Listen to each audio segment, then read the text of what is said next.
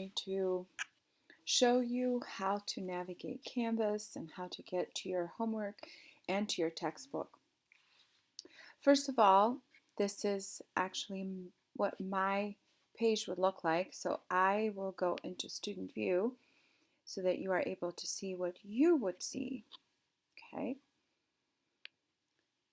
And I will close all of these. So this would be something like what you would see when you click on the Chem course, and of course you would have the correct number here for Chem 131. But under home, you'll have the home page with some of my information about office hours and my map, a map of my office, etc., etc.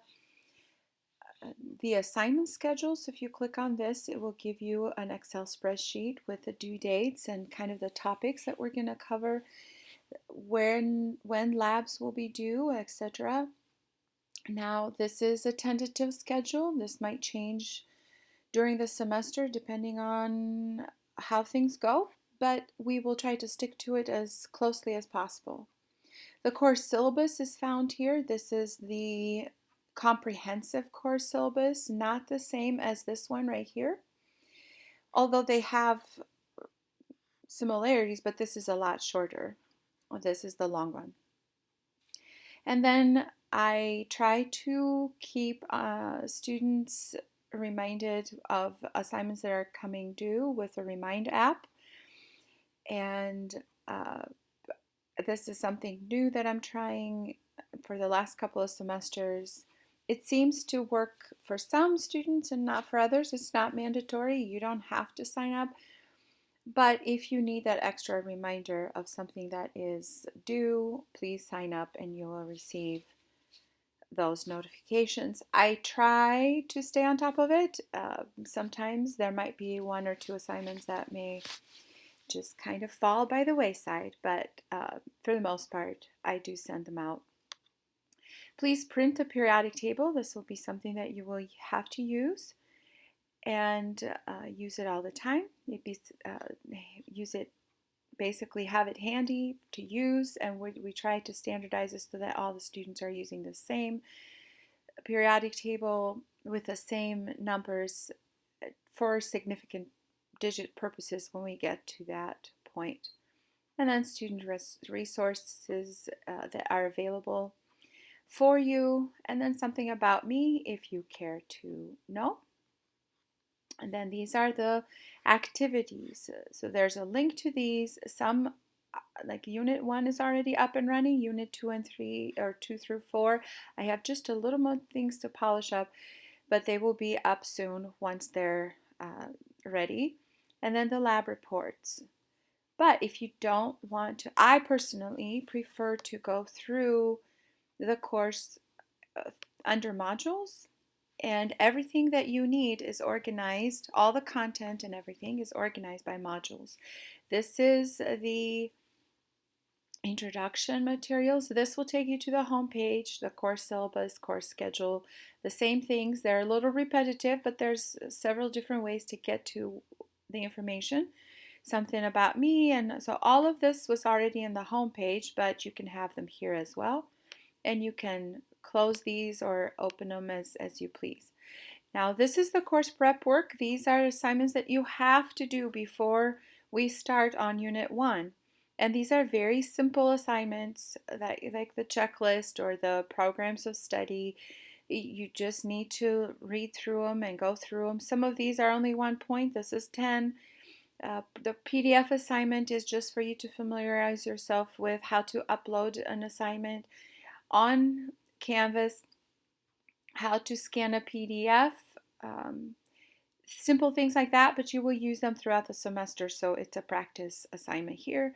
And then most importantly, the lab safety quiz that is going to be important for all of you to do before we do the first lab. So this is 31 points, so it's quite a bit. And make sure that you go through these before you get started on Unit 1. And I will mention that you will need to do these first week assignments, or most of them, to be counted, especially for those of you who are online, to be counted as present in class. I can't take a roll call, right? Because for those of you who are online, it's much harder. But this is how I measure it. So for you to be counted present, I measure what assignments you've completed. And if you have not completed these by census date, which is September 5th, you will be dropped from the course. So make sure that you complete all of the course prep work and then get started on Unit 1. Not just one of these. You will have to do all of these and then get started on Unit 1 assignments to be able to stay in the course. Lab reports are organized here. Those of you might look a little different here depending on whether you're online or face-to-face. The face-to-face classes, we are going to be doing the labs online, but this is how if you click on these, this will take you to lab report 1, and you will have to read the lab, watch the videos that are provided for you, print the lab report form and bring that to class. We will fill that out in class, and then you can upload it once you scan it as a PDF at the end when we're done with all the calculations. Those of you who are online, you will actually have all of the lab materials. So you're not going to be doing the lab per se yourself at home on your own. You will have the lab videos and or pictures where you will get the data from those and then do the calculations and turn those labs in. Then we have 4 units to finish. So Unit 1, I don't have the other units published yet. That's why they don't appear. But you will have a pre-test, and I apologize when these were copied over. Somehow, a few things were kind of messed up, so I'm scrambling to get things updated, and they will be. And plus, if you have already done this and it got taken away or however, I will count it for you. Hopefully, this won't happen with the other units. But then you can click on Unit 1 and it will bring up, so in this, just a little blurb about what we're covering in chapters 1 through 3. These are the PowerPoints that go with each chapter. And this is an example of a Part B exam that I'm going to talk to you a little bit later. Unit pretest will take you directly as well here. Now, the online formative work, this is just sort of to keep you on track with online homework that you're going to be doing through ALEKS. You don't have to click through here. I will show you how to get to ALEKS. But it's sort of an idea for you to basically keep on track through what week you're doing. You know, week 1 is 15%, and etc. etc. Unit 1 exam is also going to be in ALEKS, whereas the unit Part B is not going to be. We're going to have to do that. You're going to have to actually work. Those are pen and paper type of problems, and I will give you 5 problems to work. I will keep 4 out of 5, your best 4, but we will talk more about that as the semester progresses. And let's see here.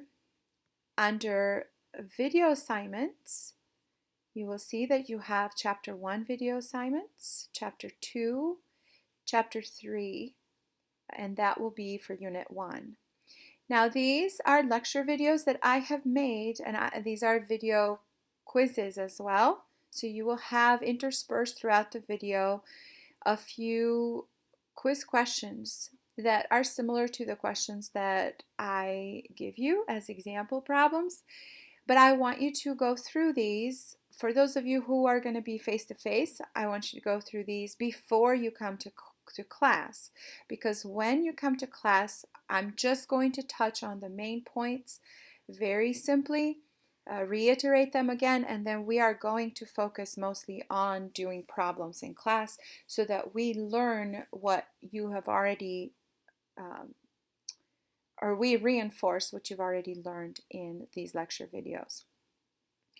Now, if you have issues, if there's power outages, if there's whatever other issues that come up, please let me know. I cannot help you or work with you if I don't know what is going on. So even if it is something minor, you can just email me, and the worst that I can say is no, but most likely I am going to try to work with you and find a solution if there is one. So I urge you to always contact me and never think that, oh, she's always going to say no. Just try it. I'm not sure. It depends on the circumstances, but I try to work with most of my students to make sure that you are caught up and where you need to be. And sometimes things are beyond our control, and I make allowances for things like that.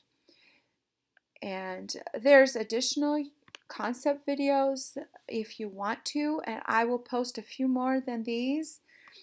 We changed the textbook, and so I also changed a bunch of these videos this summer, but I have from the previous textbook, I have a bunch of videos and problem videos that you might actually like and find useful.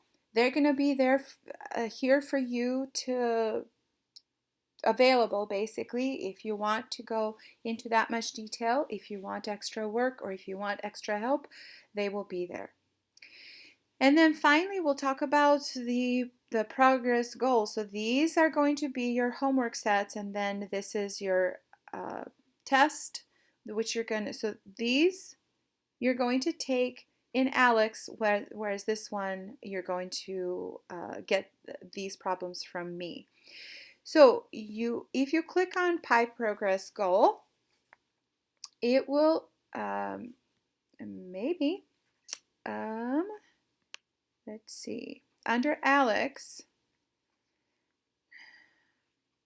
come on, it's going to open it in a new window. So let me see here if it will even do it for me.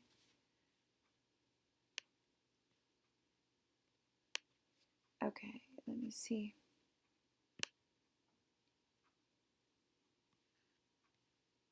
Okay. So when you click on ALEKS, it will pull up your ALEKS account. And you can set up an ALEKS. So if you have never used an ALEKS before, you can pick that and set up your account. And if you need,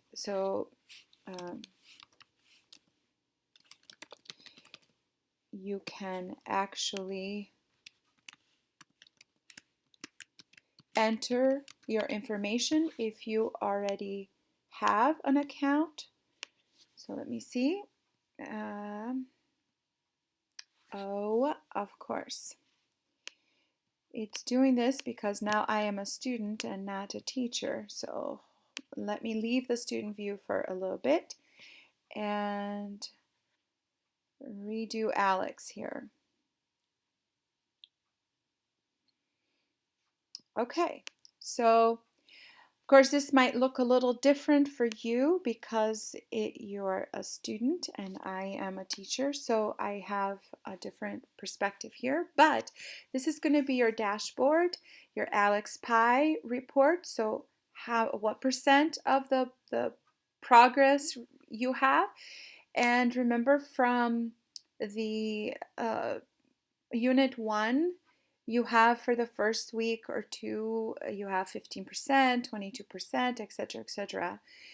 The one thing that I can't really show you because now I have to start as a student with a brand new account, but when you first open this, it will actually set it up where you have an initial knowledge check, where it will take you through a series of questions and test your knowledge in chemistry. And then it will give you a pie report of what topics you are better than other topics. And some of those topics, if you are very good at, it will not. So it just kind of tailors the homework to the student.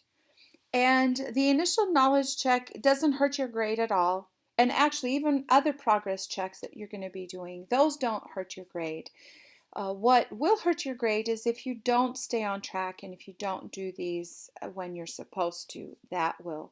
But as you go along, as you finish topics and progress, you can always go back to finish the whole, basically, pie is what they call it. So you still have some time. Let's say this week you got very busy and only did 13 out of the 15 topics that you were supposed to cover. Well, the next week or 2 weeks after that, you have some time and you can go back and that will, you can go back and finish those topics that you missed the first week. So it will let you go back and redo those. I suggest that you try to do these along with the lecture videos, that those assignments, because they will be fresh in your mind, and that way you can do the homework as you're learning. But if you have not found the textbook yet, there is a link here. So if you click that, it will open up the electronic textbook, and you can take a look at the textbook. You can see the table of contents, so actually go directly to the chapter that you're looking for, even the section that you're looking for. Go through there, maybe. Basically, we'll pull that up and you can read. You can study along with doing homework, right? So let me see if I can pull up an assignment here. And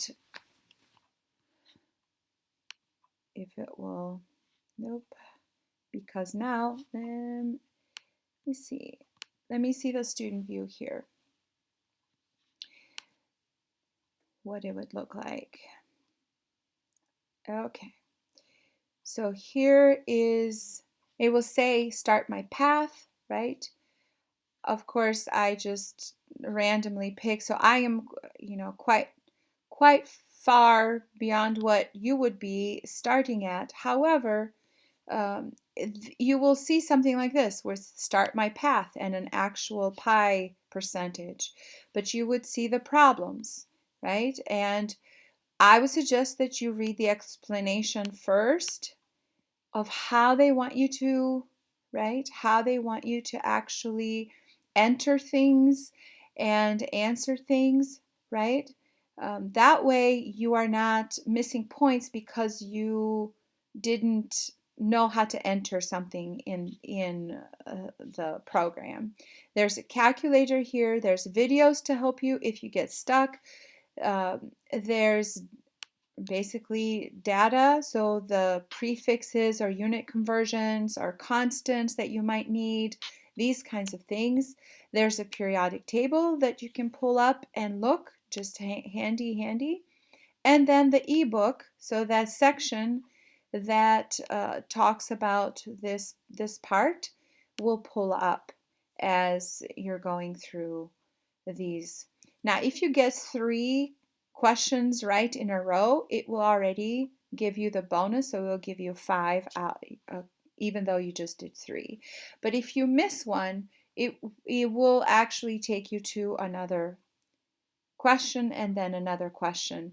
And you might find that when you make a mistake, what the program does is that it gives you another problem just like that to help you practice a few of those problems. And that's why we as instructors like this type of homework program, because we can it's tailored to the student, and it helps the student where they struggle the most. If I gave you 10 problems, they're universal for the whole class, but students might struggle at different points, different sections of that chapter.